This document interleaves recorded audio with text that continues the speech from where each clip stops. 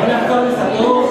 Muchísimas gracias por venir. Estamos emocionados por su presencia. La verdad que no esperábamos un público tan numeroso. Nuevamente agradecerles y presentarles el otro autor del libro, a Mario Lipsitz, que ha tenido la generosidad de acompañarnos, y le pedimos también a una queridísima colega, Anita Salz, que se sumara a esta presentación, que la verdad que intentan ser un conjunto de charlas informales. Con Mario nos pareció que era mucho mejor, más que hacer una presentación formal, organizar una serie de charlas. No vamos a explicar el libro, creo que al menos yo soy incapaz. Si me preguntan qué dice la página 24, a esta altura del partido no me acuerdo, pero sí contarles algunas ideas fundamentales que los ayuden a ustedes como una guía, si les parece interesante, para seguir con este texto. Las figuras no son exactamente las del libro, que tuvieron un enorme trabajo de edición de la gente de Ediciones US, sino son las originales simplemente por un problema de no usar el copyright del libro. Saben que el libro está en formato digital, se puede descargar gratuitamente de la página web de la universidad. Vamos a subir al Facebook de la Tecnología en Química la presentación en PDF, creo que ya la tenemos, y si tenemos un poco de suerte y no hemos metido mal el dedo, subiremos el video de la chapa también. Esta pequeña travesura que emprendimos con Mario es parte de una colección de libros que intentamos impulsar en la UNS, que se llama Entre Cruzados. El objetivo de esta colección es tratar de juntar gente de disciplinas distintas alrededor de problemas científicos relativamente centrales. La idea es que no sean problemas de coyuntura, que sean preguntas generales que nos conmuevan, que nos apasionen y que nos lleven a pensar conjuntamente sobre algunas preguntas que seguramente ustedes en algún momento de su vida se hicieron o seguramente se van a hacer. ¿De dónde venimos? ¿Cómo empezó todo? ¿Qué pasa cuando me muero? ¿Existirá Dios? ¿No existirá Dios? ¿Tendremos alma? Algunas de esas preguntas no las vamos a poder contestar ni Mario ni yo, obviamente, pero seguramente la filosofía y la ciencia en este momento tienen algunas cosas para decir acerca de lo que hoy podemos llamar la historia de la organización de la complejidad. ¿Sí? Como es la primera vez en la historia de la cultura humana donde desde la ciencia podemos hacer un relato relativamente coherente desde el origen hasta la aparición del hombre. Esa historia no es una historia completa. Hay baches, hay zonas todavía oscuras, pero es una historia bastante coherente donde se pueden establecer relaciones de causas. Y eso la verdad que es una novedad. Por un lado la ciencia nos muestra hechos, pero en todo este proceso la filosofía es fundamental. La filosofía es fundamental por múltiples razones. Una de esas porque detrás, debajo y sosteniendo toda la estructura de las disciplinas, adelante chicas, de las disciplinas que estudiamos, hay un andamiaje de principios metafísicos que muchas veces son invisibles por nuestra propia ignorancia, o por lo menos la mía en particular, y que sostienen esa estructura científica. Esa fue una de las razones por las que Mario generosamente participó como autor en el libro, y creo que es un aporte fundamental desde el punto de vista de la reflexión. La filosofía es fundamental sobre todo a la hora de sistematizar preguntas. Nosotros a lo mejor no estamos tan entrenados para pensar en preguntas, estamos más entrenados para pensar en un problema en sus partes, y la filosofía puede enseñar un montón acerca de la sistematización de problemas a través de preguntas. Entonces les decía, de alguna forma apareció desde hace algunos pocos decenios una nueva interdisciplina que se llama astrobiología. La astrobiología es una interdisciplina que se dedica a estudiar la aparición del fenómeno de la vida, no ya en la Tierra, sino como una posibilidad de existencia en el universo. Y lo que hace es intentar poner en diálogo distintas disciplinas, la física, la química, la geología, la antropología, la cosmología, para intentar organizar esta historia coherente de aparición de la vida en el universo. Pero como les decía recién, debajo de todo ese andamiaje disciplinar, experimental o teórico, la metafísica son las patas que permiten sostener todo ese desarrollo científico. Cosas tan triviales como pensar si las leyes de la naturaleza serán constantes o no en el universo. Es todo una posición de principios metafísicos que no están explicitados para nosotros, pero que son importantes y que tuvieron también una evolución dentro de la cultura del pensamiento. Adelante. Entonces, ¿qué vamos a intentar organizar? Nos pareció que podíamos armar una serie de 4 charlas.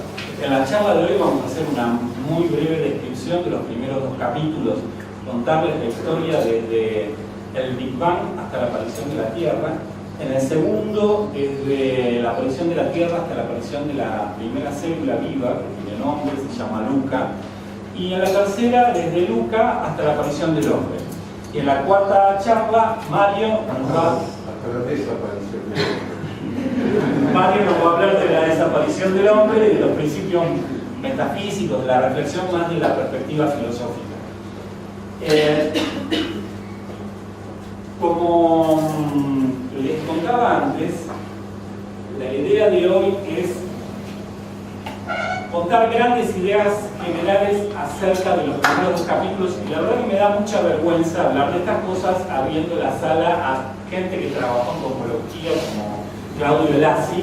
Y una pregunta que nos podrían hacer es ¿cómo tuvieron el atrevimiento, cómo tuve el atrevimiento a hablar de temas de los cuales nosotros como químicos no somos expertos? Y ahí la única justificación que podemos darles es que nos pareció simplemente para que esa historia fuera como un relato más articulado, para que fluyera como una historia, intentar darle una continuidad a través de un único autor. Hay un montón de textos, excelentes textos, que hacen uso de especialistas en distintas disciplinas, pero lo que queremos enfatizar es que detrás de lo que existe, detrás de nosotros, detrás del hecho de estar hoy teniendo esta charla, hay una historia de evolución de lo complejo, ¿sí? Hay un conjunto de relaciones que fueron cambiando con el tiempo. Entonces, vayamos al grano, ¿sí? El Big Bang. ¿Qué pasó? ¿Cómo podemos describir lo que suponemos que fue el principio, o al menos desde la cosmología entendemos que pudo haber sido el principio de todo? ¿Qué existió hace aproximadamente 13.700 millones de años, que es el tiempo calculado que suponemos que tiene el universo? Lo único que existía era un punto muchísimo más pequeño que un protón, ¿sí? Hay mucha gente que usó química en general, veo caras conocidas y saben lo pequeñísimo que es un protón. Bueno, un punto millones de veces más pequeño que un protón, que tenía una energía enorme, una temperatura aproximada de 10 a 32 grados, y el tiempo más remoto al cual podemos acercarnos es lo que se llama el tiempo de Planck, 10 a la menos 43 segundos del comienzo de todo. Es un límite cuántico, y es el límite del fenómeno cuántico más rápido posible. ¿Qué supone la cosmología que existía? Ese punto, que no nos imaginemos un punto en el espacio, era un punto y absolutamente todo doblado hacia adentro de este punto. Todo el espacio y el tiempo estaba doblado adentro de ese punto prácticamente infinitesimal. ¿Sí? Sí. Hay una pequeña broma en el libro que dice: si hubiésemos estado parados en el punto y movíamos la mano derecha, nos hubiésemos podido tocar la oreja izquierda, ¿sí? Porque el espacio estaba plegado sobre sí mismo. ¿Qué se supone que ocurrió? Ese punto, por alguna razón que desconocemos, tuvo una pequeñísima expansión. En ese proceso de expansión se enfrió, y al enfriarse tuvo que sacarse encima energía. ¿Cómo se sacó esa energía? ¿Se acuerdan la famosa ecuación, la más famosa ecuación de la relatividad de Einstein? Energía y materia son interconvertibles, ¿sí? Son dos estados de densidad diferentes.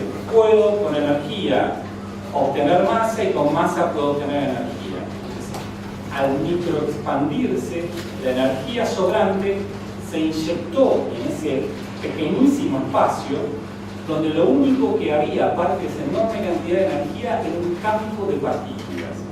¿Qué es un campo de partículas? ¿No? Seguramente sí nos suena más la idea de campo de fuerza, ¿sí? Una fuerza, un vector de fuerza que tiene distintos valores en distintos puntos del espacio. Bueno, un campo de partículas es algo parecido.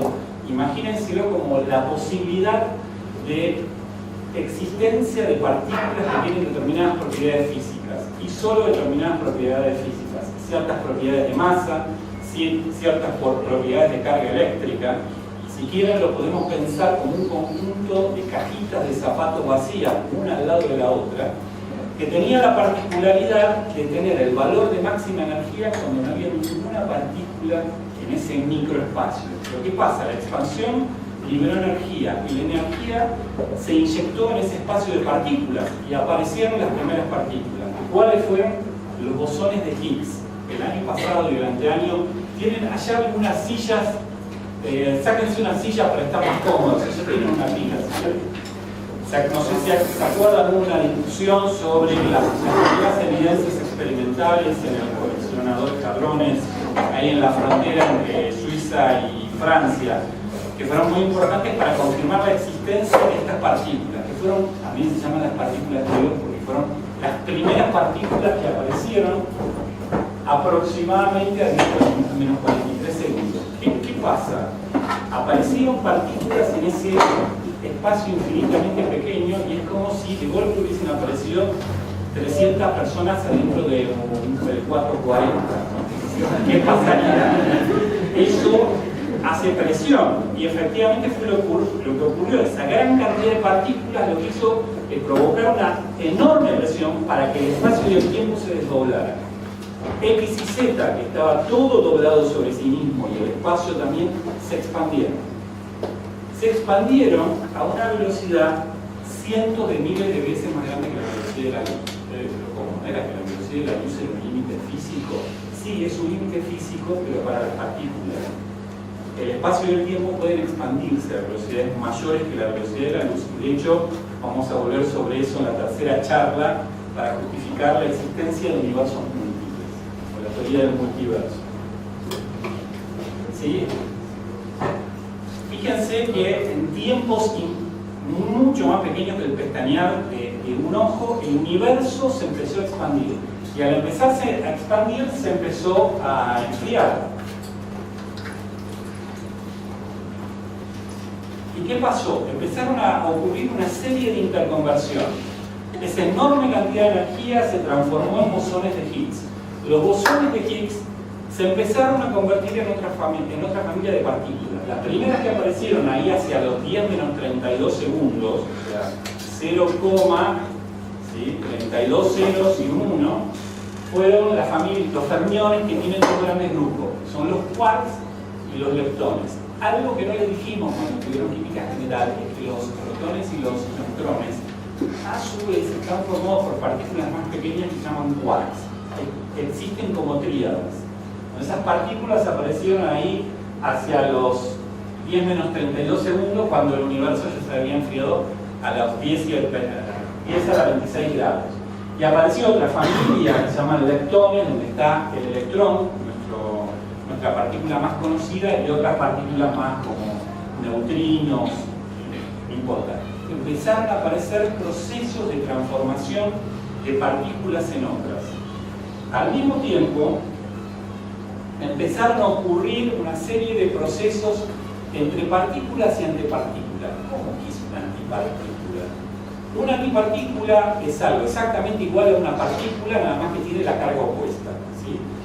El electrón, que tiene carga negativa, tiene una antipartícula que se llama positrón. ¿Sí? El universo tiene que mantener la electroneutralidad. Nosotros podemos hacer aparecer partículas Pero esas partículas, cuando tienen carga opuesta, aparecen como pares. De hecho, hay algo bien curioso, que en el vacío más absoluto aparecen transitoriamente, como si fueran bichitos de luz, pares partícula-antipartícula todo el tiempo, por el principio de incertidumbre de Heisenberg. Bueno, ¿qué es lo que ocurrió? Algunos leptones se empezaron a transformar en antiquarks, algunos antiquarks se transformaron en leptones, los quarks se transformaban en antileptones y los antileptones en quarks, toda una serie de transformaciones que resultó que no tenían la misma probabilidad. De todas estas transformaciones, imagínenlas como reacciones químicas, se empezaron a acumular algunas partículas. ¿Cuáles fueron las partículas que se empezaron a acumular por suerte? Los leptones y los quarks. Y ahora van a ver por qué. Recuerden que los leptones estaban sobre todo los electrones y los quarks son los que nos van a permitir formar protones y neutrones. Seguimos la historia, estamos más o menos en 10 a la menos 10 segundos, el universo estaba un poco más frío, 10 a la 13 grados centígrados, y estaba lo suficientemente frío ¿para qué? Para que los quarks se empiecen a agrupar.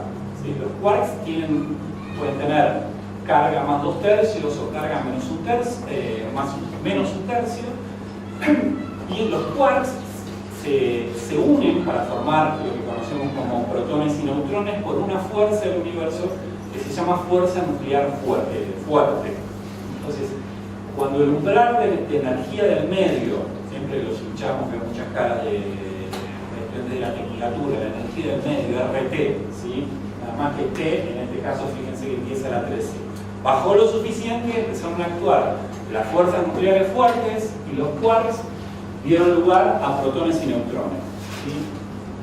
A su vez, los nucleones se empezaron a transformar unos en otros, protones en neutrones, neutrones en protones. Eso no es muy relevante. Lo importante es que aproximadamente hacia los 14 segundos del inicio de todo, quedaba un balance de aproximadamente 83% de protones y 17% de neutrones.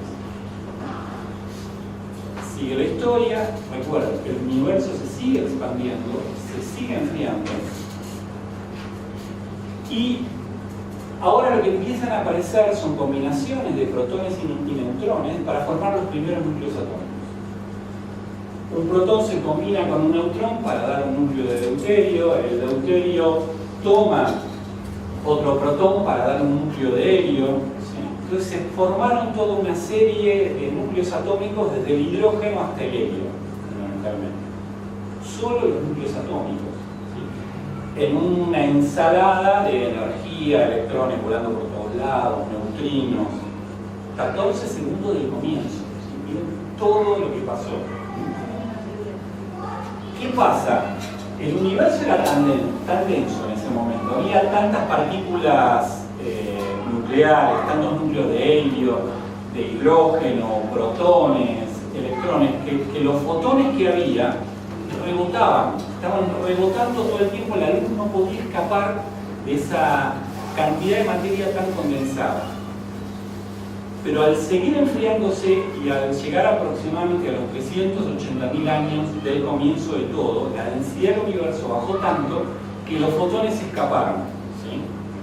Y liberen a los fotones, esos fotones son los que hoy nos producen la radiación de fondo de microondas. Pero al escapar esos fotones, el universo se volvió transparente. Y eso fue importante porque la energía de fondo permitió, como el universo se siguió enfriando, que los núcleos atómicos capturaran electrones. Entonces, ¿qué pasamos a tener? Los primeros átomos. ¿Qué átomos? Fundamentalmente hidrógeno y helio.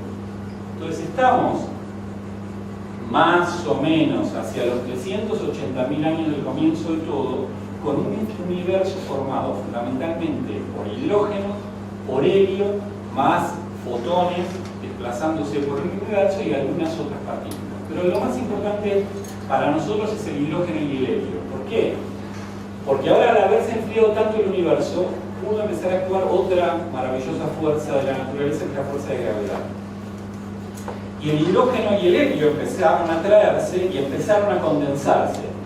¿Sí? Y al condensarse esas enormes nubes de gas, la presión interna al interior de esas nubes fue tan grande que empezaron a ocurrir reacciones de fusión nuclear. Los átomos de hidrógeno empezaron a dar átomos de helio. ¿Y qué arrancaron? Las primeras estrellas. Se llamaban estrellas masivas, estrellas 100 veces más grandes que nuestro Sol. Entonces, en el interior de esas estrellas se empezaron a formar más átomos de helio. ¿Sí? En un momento había tan cantidad de átomos de helio en el interior de las estrellas que empezaron a colisionar entre sí más átomos de helio. ¿Y qué empezaron a dar? Átomos de carbono. Y empezó un proceso de fabricación atómica en el interior de esas primeras estrellas, de forma tal que los núcleos atómicos más pesados se generaban en el centro de esas estrellas masivas y los núcleos más livianos empezaron a desplazar hacia la parte más externa de las estrellas, como si fueran capas de cebolla donde se iban generando nuevos núcleos atómicos. Así se sintetizó aproximadamente desde el litio hasta el hierro. ¿Qué pasa con el resto de la tabla periódica? El hierro hacia los átomos más pesados. Esos se sintetizaron en el proceso de explosión de esas estrellas masivas. Cuando se agotó el combustible, ocurrió un proceso de compresión y explosión, y en la explosión una contracorriente de átomos. Átomos que iban hacia el núcleo y átomos que salían despedidos por la explosión. Y de esos enormes choques se produjo todo el resto de la tabla periódica. Todos los átomos que forman todos nuestros cuerpos estuvieron en algún momento en el seno de una estrella masiva. ¿Sí? No es poético, es un hecho científico. ¿Qué pasó? Cuando explotaron esas estrellas, se desparramó eso que era polvo interestelar, formado nuevamente por más hidrógeno, helio, hierro, carbono, oxígeno. Y en ese polvo interestelar empezaron a ocurrir las primeras reacciones. ¿Sí? Oxígeno e hidrógeno empezaron a dar agua, oxígeno y silicio empezó a dar dióxido de silicio, ejemplo de sólido covalente extendido, química general. ¿Sí? Carbono con oxígeno dio monóxido, dióxido de carbono, empezaron a aparecer las primeras moléculas inorgánicas. De esa enorme mezcla de átomos y compuestos sencillos, se supone que en algún momento, y ahora la historia se vuelve más local y nos venimos hacia nuestro sistema solar, probablemente por la explosión de alguna estrella cercana, hubo un proceso de perturbación de toda esa especie de polvo volando por el espacio interestelar, y ese polvo se acercó entre sí y empezó a actuar nuevamente la fuerza de gravedad. Entonces se empezó a acercar de forma tal que para conservar, y veo gente que está estudiando física, la cantidad de movimiento, ese polvo que empezó a hacer, empezó a rotar en un disco. ¿Sí?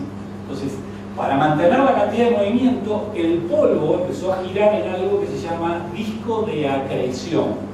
Hay algo muy curioso, y es que todos los planetas, todos los satélites del planeta, giran en un plano perpendicular al Sol. ¿Qué giran en un plano perpendicular al Sol y todos tienen el mismo sentido de rotación? Porque todos esos planetas surgieron de ese disco de acreción que empezó a girar, como son jóvenes, que antes había algo llamado long play, una cosa negra, una canción así que giraba, y en ese disco de acreción aparecieron pequeñas inhomogeneidades donde había más materia, que fueron los núcleos alrededor de los cuales se empezaron a formar los planetas. Esto hace aproximadamente 5.000 millones de años. Por supuesto, en ese disco de acreción hubo como un efecto de centrifugación. Los compuestos y los átomos más pesados quedaron en el centro. Masivamente el Sol capturó la mayor cantidad de helio, nitrógeno, pero también hierro y níquel. En el centro de nuestro Sol hay hierro y níquel. Los planetas más cercanos al Sol capturaron los átomos más pesados, por eso los primeros 4 planetas son rocosos y el resto son gaseosos. ¿sí? Porque lo que ocurrió fue una distribución en función de la densidad de los compuestos y de los átomos. Los más pesados más cerca del centro, los más livianos más alejados. Ya termino y le doy paso a Anita, yendo a una historia totalmente local, que es la de la aparición de la Tierra. ¿Qué ocurrió? En el caso de la Tierra, que es uno de los 4 planetas rocosos de nuestro sistema solar, por supuesto también ocurrió como un efecto de separación por centrifugación. Los átomos más pesados se fueron hacia el centro de nuestra Tierra, pero que saben que el centro de la Tierra es fundamentalmente hierro. Lo vamos a ver en otro momento después, una combinación de hierro líquido y hierro sólido en función de la profundidad, la cual está con una coraza, una caparazón externa fundamentalmente de silicatos, aluminatos, es lo que llamamos la litósfera. ¿Sí? Esas rocas que tienen menor densidad que el hierro son las que quedaron superficialmente. Imagínense la Tierra hace 5.000 millones de años como roca fundida con un núcleo metálico. ¿Qué ocurrió? Un protoplanetoide que andaba dando vuelta por ahí hace 5.000 millones de años impactó la Tierra de forma tal que desparramó una cantidad de silicatos de la capa externa hacia afuera. Esa colisión fue, se imaginan, equivalente a cientos de miles de bombas atómicas. Ese choque, ¿qué es lo que produjo? La aparición de nuestra Luna, porque ese material, esos silicatos, empezaron a agrupar y generaron el único satélite que tiene la Tierra. Gracias a Dios. ¿Por qué gracias a Dios? Porque la existencia de un satélite bastante masivo, la Luna tiene más o menos una 80ª parte de la masa de la Tierra, permite estabilizar el movimiento de precesión de la Tierra. Ese giro de la Luna evita que la precesión, que es la responsable, entre otras cosas, de la variación de la temperatura entre invierno y verano, sea muy grande. Si la Luna no estabilizara el movimiento de precesión de la Tierra, seguramente la precesión sería mucho más grande. ¿Y qué pasaría? El rango entre la temperatura mínima de la Tierra y la máxima de la Tierra sería mucho mayor de la que es ahora. ¿Y eso qué provocaría? Seguramente evaporaciones masivas de los océanos en verano. O sea, hubiesen sido condiciones totalmente imposibles para la Tierra. Hubiesen sido equivalente a procesos de esterilización. Entonces, fíjense cómo un hecho totalmente fortuito, que es la colisión de un asteroide sobre la Tierra, introduce una condición fundamental para el desarrollo de la vida, que es acotar la temperatura mínima y máxima que va a tener la Tierra. Sobre esa Tierra, hace aproximadamente 4.000 años, 3.500 millones de años, después del impacto del asteroide que originó la Luna, empezó un bombardeo de meteoros, de cometas. ¿Sí? Toda la Tierra, todo el agua que tiene la Tierra es de origen extraterrestre. Todos nuestros océanos en algún momento estuvieron en algún cometa dando vuelta dentro del sistema solar. Entonces, empezó un bombardeo masivo, ¿sí?, de cometas que lo que empezaron es aportar enorme cantidad de agua a la Tierra, por suerte. Y ahí vamos a dejar la charla de hoy. Simplemente quería dar un pie con esta cita de Bertrand Russell otra vez, como para enfatizar, no me canso de repetirlo, lo importante, y ya van a ver en la charla de Mario, de las reflexiones metafísicas y de las preguntas que se van a disparar espero que con estas charlas y con la lectura de libros, si tienen ganas de leerlo. Con Mario, la intención que tuvimos no fue la de aclarar nada, sino al contrario, la de provocarles más dudas. ¿Cómo? Sí, queremos provocarles dudas que los movilicen, ¿sí? Incluso que los angustien, que las tomen como propias, que busquen la respuesta no pretendemos dar ninguna explicación definitiva, sino que piensen que estas son cosas importantes, ¿sí? No es un problema de cultura general entender cómo empezó todo, porque eso puede repercutir en otras preguntas. Bueno, si el universo no tiene sentido, ¿qué sentido tiene mi existencia?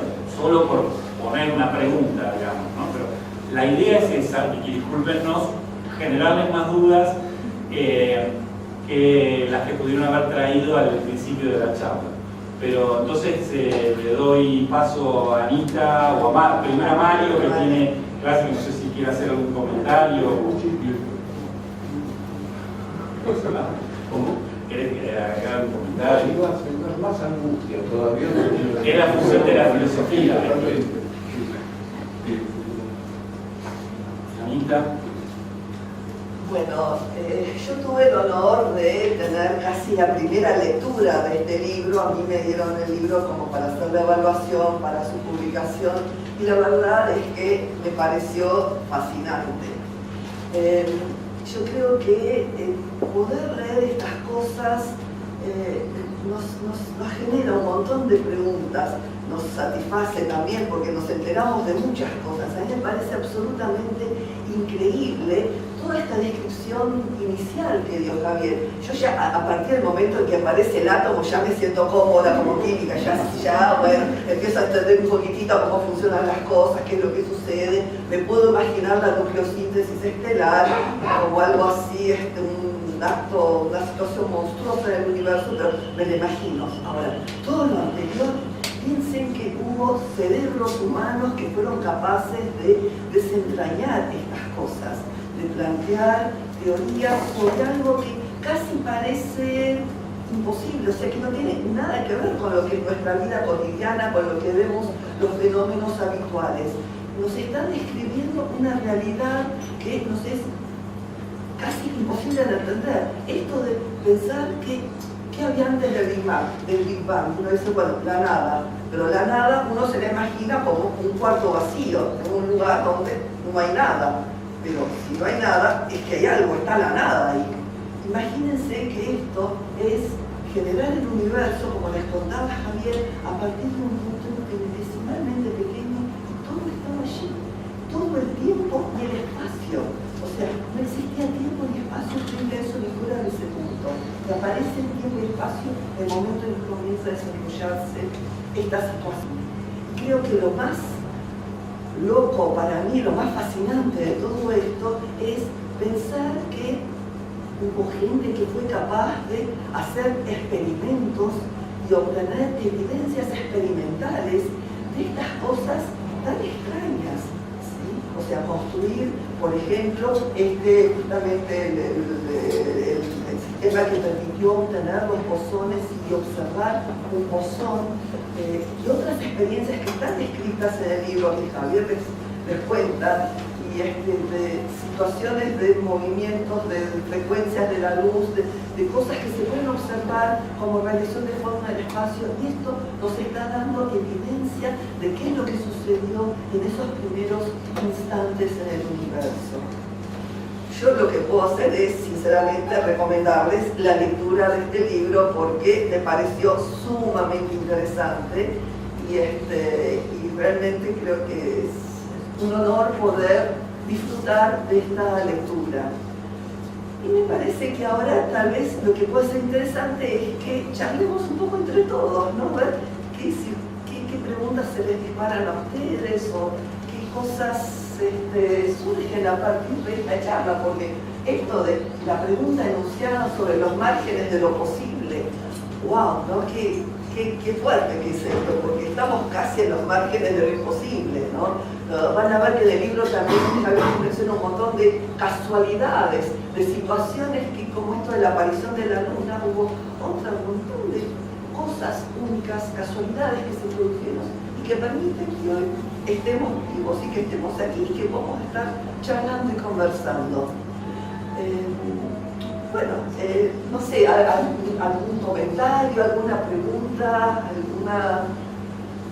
Sí, entonces Sí. ¿se sigue expandiendo Sí. o ya terminó? No, se sigue expandiendo, bueno, porque Javier me conteste. Sí. Nosotros sigue expandiendo, sino que sigue apareciendo espacio, se sigue creando espacio. Hay una forma de entender cómo es el fenómeno de expansión, si quieren, que sería el experimento, cuando uno piensa en la expansión intuitivamente en el espacio preexistente, pero esto es la expansión del espacio mismo, ¿no? Imagínate un globo que está desinflado al cual le haces una cuadrícula. ¿Sí? Lo que haces como si fueras a jugar tatetí y lo inflas. ¿Sí? Al inflar, ¿qué pasa? Todos los puntos de la cuadrícula se separan unos de otros. ¿Por qué? Porque aparece espacio en el medio entre todos los puntos. Que eso es lo absolutamente increíble. Todo el universo se está dejando como si te pararas en una estación de la Croce y vieras que todas las estaciones se separan. Si hay un efecto que estudió Hubble, porque se le puso el nombre al telescopio, que fue precisamente estudiar el corrimiento de la radiación que emitían las estrellas. Hubble se dio cuenta de que todas las estrellas se alejaban y se alejaban más rápido cuanto más lejos estaban. Entonces me pareció sospechoso. Estamos entrenados para detectar esas regularidades. Y llegó a la conclusión que el único modelo que podía explicar eso es precisamente un modelo donde lo que se está expandiendo es todo el espacio y se está creando el espacio entre dos puntos de nuestro universo. ¿Existe la posibilidad entonces que se sigan creando más elementos, por ejemplo? La cantidad de elementos, o sea, el tipo de elementos está fijado por algo que se llama constante de Higgs, que está relacionado con las condiciones físicas iniciales del universo. La constante de Higgs, y no me atrevo a hablar mucho de esto y lo miro a Claudio, es como si fuera una especie de densidad del universo. Es la que fija, por ejemplo, la velocidad máxima a la cual se puede desplazar una partícula en el vacío, los fotones. Una partícula de masa cero se puede desplazar a 300.000 km por segundo. ¿Por qué? Porque la constante de Higgs de nuestro universo es esa. La constante de Higgs es la que determina el conjunto de transformaciones posibles entre partículas originales que te va a dar una tabla periódica específica. Lo que sí puede pasar es que haya otros universos que tengan otra constante de Higgs y otra tabla periódica, donde el átomo de hidrógeno no valga 1 su peso atómico, sino valga 3,4. Eso te iba a preguntar, ¿a qué te refieres con este universo? O sea, ¿hay más universos? Vamos a volver, eso es charla 3, pero hay una teoría que de momento es una teoría que no tiene evidencia directa, pero hay alguna evidencia indirecta bastante fuerte de que hay más de un universo, que existe una fuerte probabilidad de que existan más de un universo que están desconectados causalmente, o sea, nosotros no podemos observarlo porque la radiación electromagnética, la luz de esos universos no llegaron hasta nosotros. ¿Por qué? Por ese fenómeno de expansión de la etapa inflacionaria que ocurrió al principio.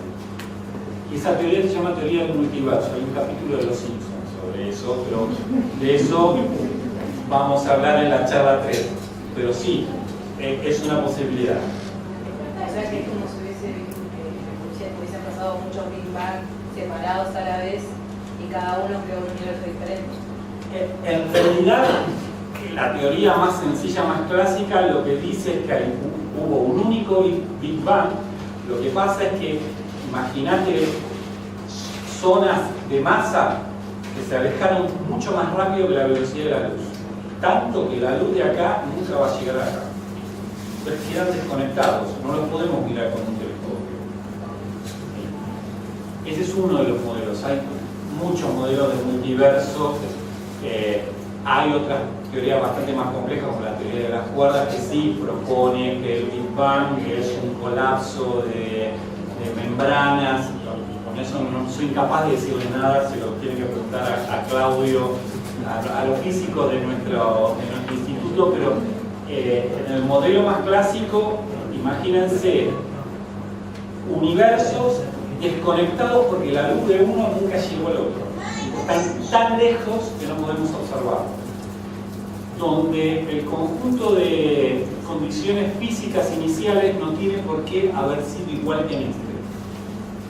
¿Por qué? Porque eso se llama, en la teoría del multiverso hay como una teoría donde lo que proponen es que esas constantes físicas iniciales tienen distintos valores en distintos universos. De forma tal que vos tenés un montón de multiversos distintos, tal que seguro en alguno, probablemente en alguno tengas condiciones tal que se puede desarrollar la vida. ¿Sí? Como un juego, como tirar la generala. Tenés un montón de dados, tenés 3.500 dados, entre los 3.500 dados, una generala de 6 podés hacer. ¿Sí? Pero de eso, si quieren, charlamos en la charla 3 con un poco más de detenimiento. ¿Quién quería? Sí. ¿Puede ser que haya otro punto así infinitesimal supermasivo dentro de este universo y que por alguna razón sea estable y no se haya desdoblado? O que en otra parte a la que todavía no llegó la expansión del universo haya otro y en cualquier momento pueda... No lo sé y lo miro a Claudio. Lo que sí es probable que haya otras dimensiones que no se hayan desarrollado en el Big Bang, que lo único que se haya desarrollado es X y Z y T. De hecho, la teoría digamos, más avanzada del modelo, ya no de partículas, sí, porque explican las partículas, pero es la teoría de cuerdas. La teoría de cuerdas funciona sobre la hipótesis de que hay más de 4 dimensiones, X, Y, Z, T, dependiendo de la teoría de partículas. De la teoría de cuerdas hay más o menos dimensiones. Y lo que se supone es que esas otras, es decir, ¿dónde está la quinta dimensión? Solo vemos X, Y, Z y T, donde están enrolladas, nunca se desplegaron en el Big Bang. Pero deberían quedar enrolladas, deberían haber quedado en el espacio físico, digamos, donde estaba... Claro, lo que pasa es que el espacio físico ese es todo el universo ahora. Pero, o sea, estaría en el centro del universo actual. No hay centro en el universo. Porque no es una explosión, no es como una explosión clásica donde vos tenés un centro de la explosión. Es una explosión donde lo que generás es el espacio. Entonces es una explosión sin centro, donde todo, imagínate que todas las sillas ahora se empezaron a alejar unas de otras con la misma velocidad. ¿Sí? Las superponemos en un punto y las empezamos a separar todas al mismo tiempo. Entonces ese movimiento de separación deja de tener centro. No hay, si llevamos la película para atrás, ¿sí? No hay un centro de la explosión. ¿Por qué? Porque no había espacio afuera del punto. Todo estaba ahí adentro. Pero no puede ser que haya tenido forma esférica, porque lo que vemos siempre en física y química, que la manera más estable y todo suele ser la esférica. ¿O no? Sí, no sé, no me atrevo a contestar. Es algo, pensar que era algo cientos de miles de veces más chiquito que un protón. Puede ser, sí, no digo que no tengo ni idea, hay que preguntarle a un cosmólogo eso. Yo quería preguntar si nunca terminé de entender sobre el punto donde surgió, donde estaban tituladas todas las coordenadas. El punto, está en una dimensión, pero ¿en qué? ¿En dónde? ¿O no hay atrás, digamos? ¿Llega hasta ahí la teoría que tenemos? Sí, la física tiene un límite que es el tiempo de Planck. El tiempo de Planck es el tiempo... La gravedad se hace cuántica. Donde la gravedad, exactamente, donde, ayúdame Claudio, la gravedad se hace cuántica, es el límite cuántico que te impide ir más atrás de ese tiempo. Vos no podés llegar a t igual a 0, podés llegar a t igual menos 10 a la menos 43 segundos. Entonces, el Big Bang en realidad, lo que sabemos del Big Bang arranca ahí. ¿Qué había atrás de 10 a la menos 43 segundos? Ahí colapsan. El problema es que no tenemos una teoría cuántica de la gravedad todavía. Ah, claro. O sea, hay una teoría clásica no cuántica. En los 10 a la menos 43 segundos, tiempos menores, necesitarías una teoría cuántica de la gravedad que todavía no hay. Y ese punto existió siempre, no existió el tiempo existía en ese punto. Esa es una pregunta para un filósofo. Mario no puede explicar, seguramente.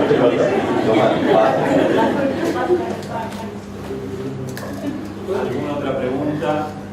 Puedo hacer un par de comentarios. El universo se sigue expandiendo y hasta hace 20 años existía la duda de si esa expansión en algún momento se iba a frenar o no. Porque la fuerza que predomina a nivel de todo el universo es la gravitación, que es una fuerza atractiva. Después tenés algo que explotó, pero la gravedad sigue actuando y en algún momento la gravedad podría haber frenado la expansión de la Tierra y la Tierra podría haber, del universo, y el universo podría haber colapsado. Entonces estaban los dos modelos, un universo que se cierra y eventualmente puede volver a explotar, es un universo oscilante, o un universo que se expandía por siempre. Y las mediciones que había hace 20 años predecían que el universo era ni. O sea, era justo el límite entre un universo cerrado que recolapsa y un universo que se expande por siempre. En 1998, mediante observaciones astronómicas, se determinó que el universo no es cerrado, no solo no es el estado, lo que sería estacionario, expandirse por siempre a velocidad constante, sino que en algún momento se aceleró. O sea que hay algo que sigue empujando el universo, como si fuera un residuo de la explosión inicial. Entonces, eso ya es una confirmación experimental, más experimental, observacional del año 98. Y relacionado con lo que Claudio dice, en realidad debo hacer una confesión, es, hablamos de lo que sabemos, que es de la materia como la conocemos, protones, neutrones, quarks, electrones. La inmensa mayoría de la masa del universo, en realidad el 70%, está formada por una materia, unas partículas que se llaman WIMP, que forma lo que se llama materia oscura, de la cual no tenemos la más mínima idea y es un excelente campo de trabajo para un futuro físico, digamos. Y ahí se llama oscura porque esas partículas no interaccionan con la radiación electromagnética. No hay una teoría todavía que nos permita explicar de una forma coherente de dónde salieron esas partículas que son las más abundantes del universo. O sea, hay mucho todavía por desarrollar en términos de un modelo cosmológico coherente. Eso tiene que ver con todo lo que es la antimateria y eso.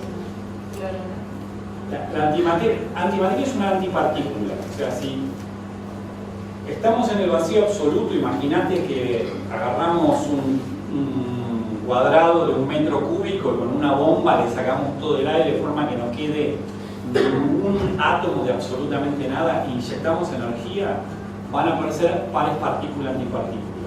¿Sí? Un electrón va a tener una antipartícula, que es un positrón, que tiene la misma masa del electrón, pero carga positivo. Entonces cuando chocan, pum, se transforma en energía. Ese es el juego más hermoso de los físicos. Se dedican a hacer chocar partículas en aceleradores de partículas y transforman las partículas en energía y las vuelven a transformar en partículas. Si vos haces ese experimento y sacás absolutamente todos los átomos de una caja de 1 metro cúbico, decís, bueno, buenísimo, tengo vacío absoluto. No, porque si empezás a achicar la caja de forma tal que llegás a dimensiones cuánticas, el principio de incertidumbre de Heisenberg te dice que la energía que puede aparecer en ese punto es infinita. Y de hecho lo que hay es la aparición de pares partícula-antipartícula que aparecen y desaparecen constantemente. ¿Sí? Eso explica un efecto que se llama efecto, se me fue ahora el efecto de placa, Casimir, el efecto Casimir. Es muy loco, o sea que es como que la nada absoluta es imposible. ¿Sí? Todo el tiempo está apareciendo algo, porque hay una energía de fondo en el universo que te permite que aparezcan esos pares partícula-antipartícula. Antimateria es lo mismo que antipartícula. ¿Sí? ¿De dónde y hacia dónde aparecerían? Aparecen aleatoriamente, o sea, no es que aparecen con una dirección determinada, sino que están apareciendo, o sea que no, son inobservables, tenés que mirarlas con algún experimento macroscópico que te mida algún efecto que se refleje en una fuerza. ¿Sí? Pero se explicaría algunas cosas raras como la energía de fondo del universo, que es otro problema. problema clásico importantísimo que tiene la física.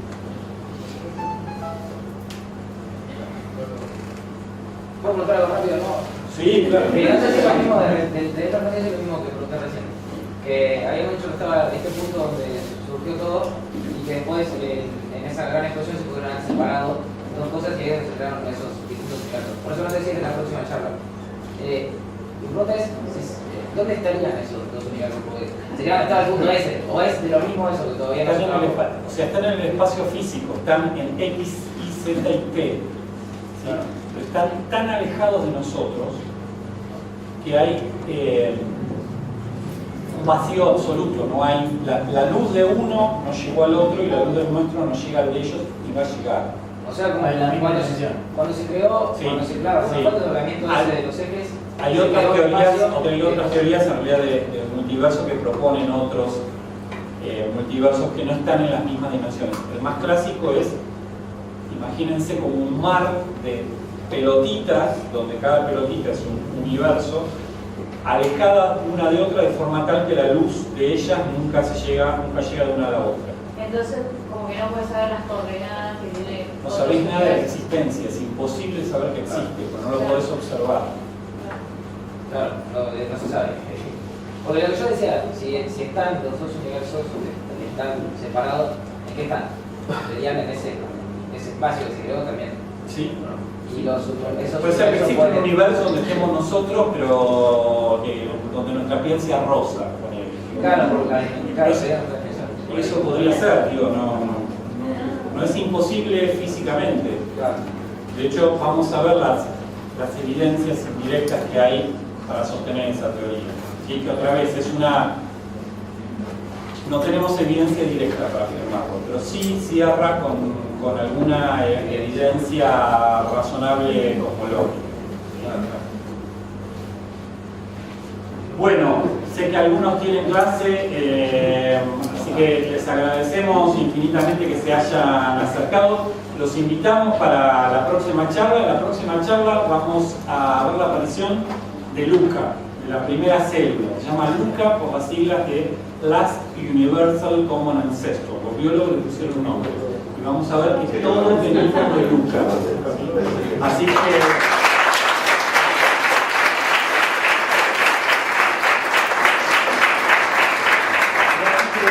Muchas gracias a ustedes y cualquiera que quiera acercarse, quedarse haciendo preguntas o comentarios o criticándonos o diciendo que no le gustó el libro. La próxima charla es en 15 días, les avisamos por el Facebook y por internet. Es exactamente en 14 días. El miércoles que viene no y lo...